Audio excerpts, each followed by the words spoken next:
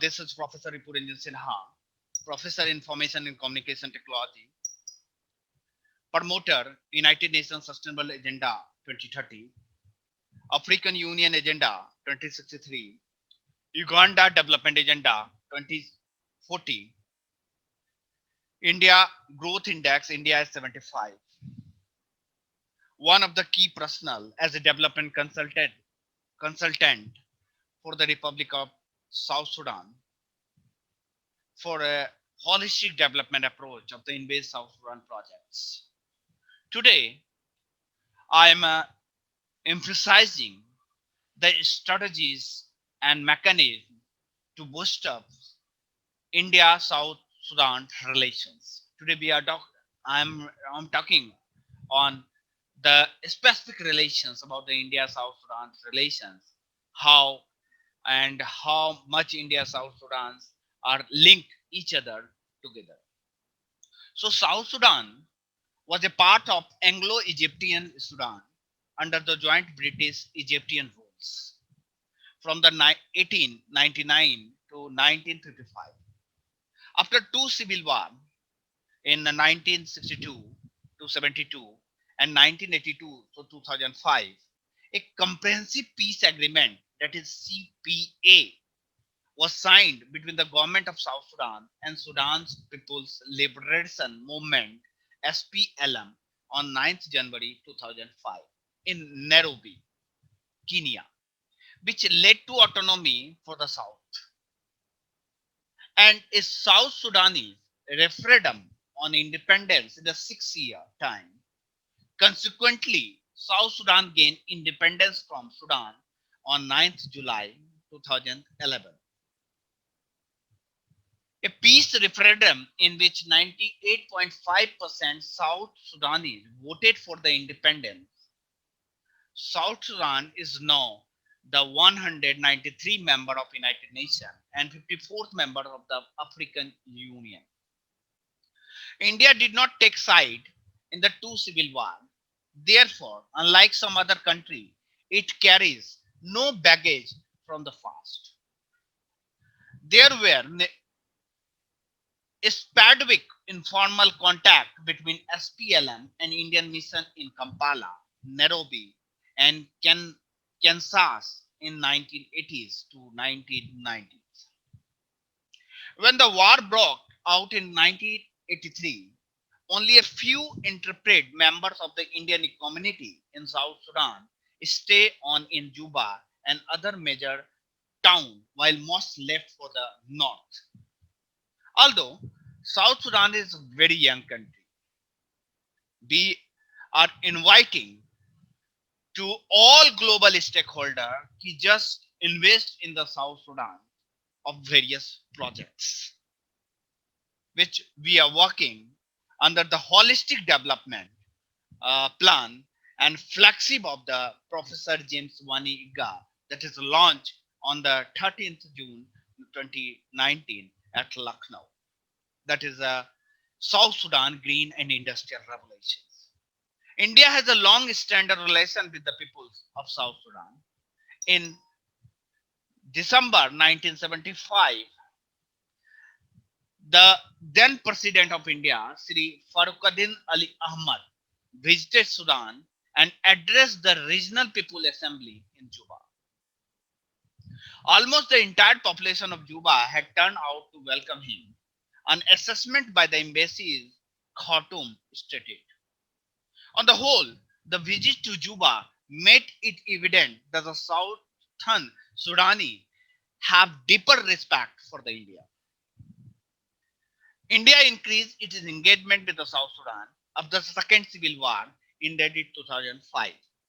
The Minister of State of External Affairs, MOSEA, attended the signing of the Comprehensive Peace Agreement on 9th January 2005 in Nairobi between the government of Sudan and SPLM through vowed peace to South Sudan. Indian consulate in Juba was opened in October 2007, which was subsequently upgraded to the embassy levels in March 2012. India was one of the first country to recognize independent South Sudan.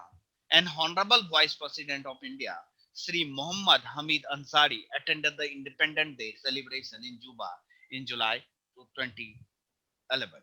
In the same direction, Professor Ripu Ranjan Sinha have are interested to help South Sudan peoples for holistic development of South Sudan, just like UAE and other developed and developing nations, with various holistic development plan related with the education, establishment of university, infrastructure development, consultancy development, real estate developments, and mines development, and lots of things.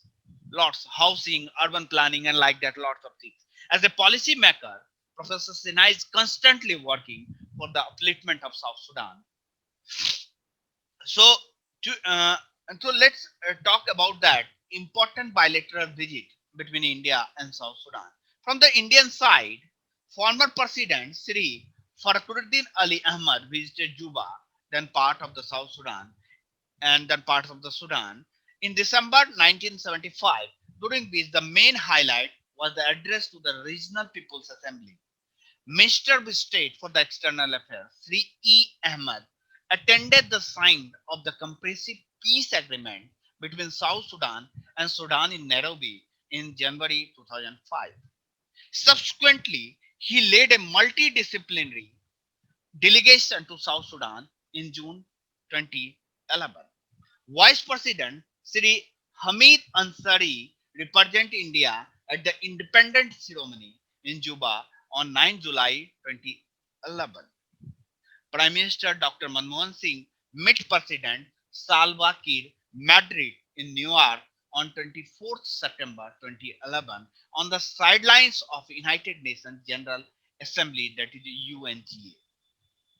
The special envoy of India to Sudan and South Sudan has been regularly visited the two countries during the last 2 years to discuss issue of bilateral interest.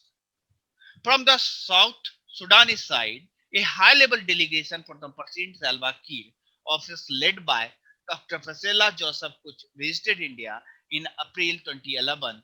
A special envoy of the President of South Sudan, Joseph Lal Achol, visited in November 2011. Vice President Dr. Rick McIlteny accompanied a 20 years member delegation visited India to participate in the conference organized by the Friends of the Modern Rearmament at the Panchagani in January 2012. Minister of Agriculture, Forestry and Cooperative Betty Eco Agrawal visited in January 2012 at the invitation of the Indo-African Chamber of Commerce, Deputy Ministry of Commerce of the South Sudan, Kangaroo Jacker, who I led on 8-member delegation to attend Ilkema exhibition in Mumbai in January 2012. He again visited India in March 2013 to attend India-Africa Conclave. Chairperson of the Constituency Fund Committee of the National Assembly, Patrick Abad Samson, led an 8-member delegation on the study tour of India, hosted by Indian Bureau of Parliamentary Study and Training in July 2012. South Sudan President General Salva Kiir Madrid was scheduled to visit India in August 2013, but the visit was postponed at the last minute at the request of the government of South Sudan due to disturbed political situation in the country. So, in the parts of economy or commercial relations, while a National Gas Commission of India, Bidesh Limited (OBL), has made an investment of around $2.5 billion spread over South Sudan and Sudan in the hydrocarbon sector since 2003. It has 25% participating interest, that is PI, in Greater Nile Oil Project GNOP Block 1, 2, and 4 in consortium with CNPC of China, Petronas of the Malaysia, and Sedbet of the South Sudan. It has 24.125% PI in Block 5A in consortium with the Petronas and Sedbets. South Sudan estimate global import in 2030 were US dollar 1.8 billion and exportly 3 billion USD, the Uganda and Kenya being the major trading partners. India trade with the South Sudan is very small. At Indian trade is mainly throughout third country, Kenya, UAE, press data. The main items of Indian import from the South Sudan are oil and timber, and India export mainly comprise of consumer and household goods, food items, and pharmaceuticals. Some Indian company are operating in area of the construction, warehouse, drilling, printing, trading, and service to the oil industry. Indians also operate a small hotel and a supermarket in Juba, that is the capital of South Sudan. A number of Indian companies have invested interest in investing in South Sudan. A large Indian business delegation under the auspices of India Africa Chamber of Commerce and Industry Mumbai visited Juba in April 2013 on the exploratory missions and had fruitful interaction with the South Sudani businessmen for the joint venture and collaborations. Development Assistance Partnership. At April 2005 Oslo Donald Conference, India announced a grant of US $10 10 US USD 10 million USD for the infrastructure development, capacity building, and social sector projects such as a hospital and educational institution in Tribula. India also offered a constant loan of 100 million USD for a specific project in North and South. The government of Sudan allocated half on of the 10 billion USD grant for the hospital in South Sudan. In January 2008, India donated 100,000 USD worth of tent and medicine for the flood affected area to be shared between North and South. Other development assistance initiatives including India Technical and Economic Cooperation ITEC training short during 2014-15 Ministry of External Affairs of India and had allocated 18 slots for the South Sudan under the ITEC programs. Last year, 2013 or 14, South Sudan had utilized 70 to 80% allocated seat. But why they have not allocated more seat? That's the very concern. So ICCR scholarship, Indian Council for Cultural Relations, has allocated 7 scholarships for South Sudani national for the higher study in India for the academic year 2014 to 15. Provision of artificial limb for the ex-soldier of the South Sudan, OVL has offered to provide 1,000 artificial limb Jaipur food to the South Sudan. Vocational Training Center and Rural Technology Park, the BTC and RTP are both India Africa Forum Summit commitment. The government of South Sudan has proposed setting up BTC in Walu country in the western Bahar Al Ghazal state. These projects are under discussion with the government of South Sudan. Upgradation of hospital. India is also considered upgradation of the hospital in Juba. Solar electrification. A solar electrification project implemented by the Central Electronics Limited of India near Juba has drawn widespread appreciation. And there is a Pan Africa e-network project. The agreement for the implementation of the project in South Sudan was signed on February 2012. The project is at the average state of the implementation. So India contingent in the United Nations mission to the South Sudani UNMISS. India had a two bilateral relation about 2,000 personnel in UNMISS deployed in the two of the largest states in the South Sudan, that is the Zangoli and Upper Nile. Additionally, there is a police component of the around 40 Indian police officers who are assisting the South Sudan National Police Service in building up the peace and policy structures, and a number of civilian officers are in various other departments of UNMISS. The Indian Army contingent have been undertaking several social welfare initiatives, holding medical camps, which have been highly appreciated by the local population.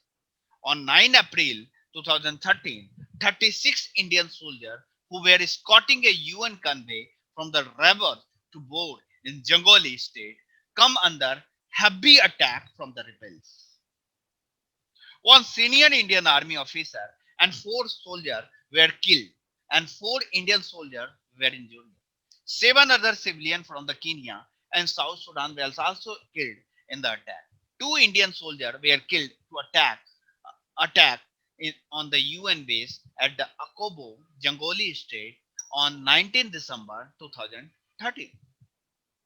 Two Indian soldiers suffered injury during the attack on the UN base at the board in Jangoli state in the April 2014. Indian community in the South Sudan part. Presently, there are about 450 Indian nationals in South Sudan. Some of them have set up business in Juba and others are working for the various companies. A small number of Indian nationals also work in the Christian missionary organization in South Sudan. In addition, as mentioned earlier, there are 2,000 Indian Army peacekeepers, 14 police officers, and some civilian officers attached to UNMISS. Indians have been among the first to open hotel, borehole company, printing press, and department store in Juba in early 2006.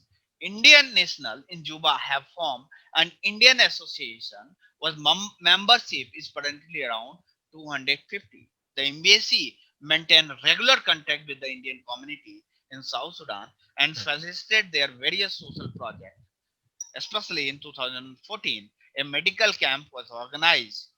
Participate of doctors for India from India for the local South Sudan community and blood donation camp was also arranged.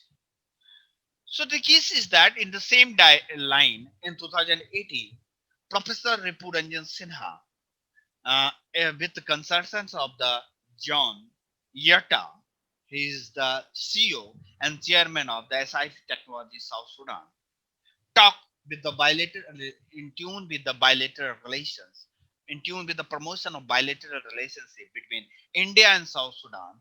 They formed the India Africa Knowledge Consortium and they invited as a chief guest to the Professor James Wani Igga for the purpose of flags hosting a flag and launching a functions at the Lucknow, that is the South Sudan Green and Industrial Revolution. So basic agenda of South Sudan Green and Industrial Revolution is to attract investment approximately 220 billion USD for the upliftment of the South Sudan development, especially in the education, infrastructure, housing, mines, petrochemicals, and lots of other areas. We have already submitted, constantly submitted the project for the upliftment of South Sudan under this holistic development of South Sudan. The project is the South Sudan Green and Industrial Revolution under the flagship of the Invest South Sudan project for the upliftment of the holistic development of South Sudan. So next episode be again made with the South Sudan bilateral relationship under the Ministry of External Affairs Government of India. Various policy is already described at the website that's me.gov.in. Thank you very much.